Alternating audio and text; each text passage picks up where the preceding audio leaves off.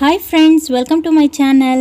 ಇವತ್ತಿನ ರೆಸಿಪಿ ಯಾವುದೇ ಥರ ತೆಂಗಿನಕಾಯಿ ಯೂಸ್ ಮಾಡಿದೆ, ಯಾವುದೇ ಥರ ಟೊಮೆಟೊ ಯೂಸ್ ಮಾಡಿದೆ, ಆದರೆ ಟೇಸ್ಟಿಯಾಗಿರೋ ಅಂಥ ಚಟ್ನಿ ಯಾವ ರೀತಿ ಮಾಡ್ಕೊಳ್ಳೋದು ಅಂತ ತೋರಿಸ್ಕೊಡ್ತಾ ಇದ್ದೀನಿ. ಬನ್ನಿ ಹೇಗೆ ಮಾಡೋದು, ಅದಕ್ಕೇನೆಲ್ಲ ಇಂಗ್ರೀಡಿಯೆಂಟ್ಸ್ ಬೇಕು ಅಂತ ನೋಡೋಣ. ಈಗ ಒಂದು ಮಿಕ್ಸಿ ಜಾರ್ ತೊಗೊಂಡಿದ್ದೀನಿ. ಇದಕ್ಕೆ ನೋಡಿ ಈ ಥರ ಉದ್ದುದಕ್ಕೆ ಕಟ್ ಮಾಡ್ಕೊಂಡಿರೋ ಅಂಥ 4 ಈರುಳ್ಳಿ ಬೇಕಾಗುತ್ತೆ. ಈ ಚಟ್ನಿಗೆ ಈರುಳ್ಳಿನೇ ಜಾಸ್ತಿ ಬೇಕಾಗುತ್ತೆ. ಇಲ್ಲಿ ಒಂದು ನಿಂಬೆಹಣ್ಣು ಗಾತ್ರದಷ್ಟು ಹುಣಸೆಹಣ್ಣು ತೊಗೊಂಡಿದ್ದೀನಿ. ಹಾಗೆ ಒಂದು 10 ಬೆಳ್ಳುಳ್ಳಿ ಈ ಥರ ಸುಳಿದಿಕ್ಕೊಳ್ಳಿ. ಈಗ ಇದನ್ನೆಲ್ಲ ಮಿಕ್ಸಿ ಗ್ರೈಂಡ್ ಮಾಡ್ಕೊಳ್ಳೋಣ. ಈ ಚಟ್ನಿ ಬಂದು ದೋಸೆಗೆ, ಇಡ್ಲಿಗೆ ತುಂಬಾ ಟೇಸ್ಟಿಯಾಗಿರುತ್ತೆ. ಹಾಗೆ ನಮಗೆ ಬಾಯಿ ಕಹಿ ಕಹಿ ಅನ್ನಿಸ್ದಾಗ, ಜ್ವರ ಬಂದಿದ್ದಾಗ ಈ ಥರ ಚಟ್ನಿ ಮಾಡಿಕೊಟ್ರೆ ಉಪ್ಪು, ಹುಳಿ, ಖಾರ ಎಲ್ಲನೂ ಇರುತ್ತೆ ಈ ಚಟ್ನಿಯಲ್ಲಿ. ತಿನ್ನೋದಕ್ಕೆ ಕೂಡ ತುಂಬಾ ಚೆನ್ನಾಗಿರುತ್ತೆ. ಹಾಗೆ ನೋಡಿ ಇಲ್ಲಿ ಬಿಸಿನೀರಲ್ಲಿ ಒಂದು 8 ಒಣಮೆಣಸಿನ್ಕಾಯಿ ಹಾಗೆ 1-2 ಬೇಡಿಗೆ ಮೆಣಸಿನ್ಕಾಯಿ ನೆನೆಸ್ಕೊಂಡಿದ್ದೀನಿ. ಇದು ಕೂಡ ನೀರು ಸಮೇತ ಮಿಕ್ಸಿ ಜಾರ್ಗೆ ಹಾಕ್ಕೊಳ್ಳೋಣ. ಇದರ ಜೊತೆಗೆ ಒಂದು ಅರ್ಧ ಗ್ಲಾಸಷ್ಟು ನೀರು ಹಾಕ್ಕೊತಾ ಇದ್ದೀನಿ ಚಿಕ್ಕ ಗ್ಲಾಸಲ್ಲಿ. ಹಾಗೆ ಒಂದು 1/2 ಟೇಬಲ್ ಸ್ಪೂನಷ್ಟು ಸಾಲ್ಟ್ ಆ್ಯಡ್ ಮಾಡ್ಕೊಳ್ಳೋಣ. ಈಗ ಇದನ್ನು ಫೈನ್ ಪೇಸ್ಟಾಗಿ ಗ್ರೈಂಡ್ ಮಾಡ್ಕೊಬೇಕು.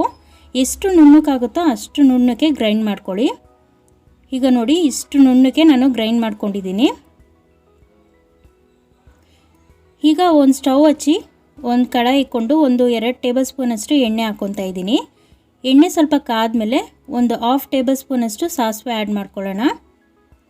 ಇದ್ರ ಜೊತೆಗೆ ಸ್ವಲ್ಪ ಕರ್ಬೇವಿನ ಸೊಪ್ಪು, 3 ಒಣಗಿದ ಮೆಣಸಿನ್ಕಾಯಿನ ಈ ಥರ ಪೀಸ್ ಮಾಡಿ ಹಾಕ್ಕೊಂಡಿದ್ದೀನಿ. ಈಗ ಇದು ಸ್ವಲ್ಪ ಫ್ರೈ ಆದಮೇಲೆ ನಾವು ಗ್ರೈಂಡ್ ಮಾಡ್ಕೊಂಡಿರೋದನ್ನ ಹಾಕ್ಕೊಳ್ಳೋಣ. ಇದಕ್ಕೆ ಚಟ್ನಿಗೆ ಜಾಸ್ತಿ ನೀರು ಹಾಕ್ಕೊಬಾರ್ದು, ಅಷ್ಟು ಚೆನ್ನಾಗಿರಲ್ಲ. ನಾವು ಏನು ಗ್ರೈಂಡ್ ಮಾಡ್ಕೊಂಡಿರ್ತೀವೋ ಅದ್ರ ಜೊತೆಗೆ ಒಂದೇ ಒಂದು ಚಿಕ್ಕ ಗ್ಲಾಸಲ್ಲಿ ನೀರು ಹಾಕ್ಕೊಂಡ್ರೆ ಸಾಕಾಗುತ್ತೆ. ನಾನು ಬಂದು ಇಲ್ಲಿ ಮಿಕ್ಸಿಯಲ್ಲಿ ಉಳಿದಿರೋ ಅಂಥ ಮಸಾಲೆಗೇ ನೀರು ಹಾಕ್ಬಿಟ್ಟು ಆ್ಯಡ್ ಮಾಡ್ಕೊತಾ ಇದ್ದೀನಿ. ಈಗ ನೀವು ಉಪ್ಪು ಖಾರ ಎಲ್ಲ ನೋಡ್ಕೊಬೋದು. ಸಾಲ್ಟ್ ಕಮ್ಮಿ ಇದ್ದರೆ ಈ ಟೈಮಲ್ಲಿ ಕೂಡ ಹಾಕ್ಕೊಬೋದು.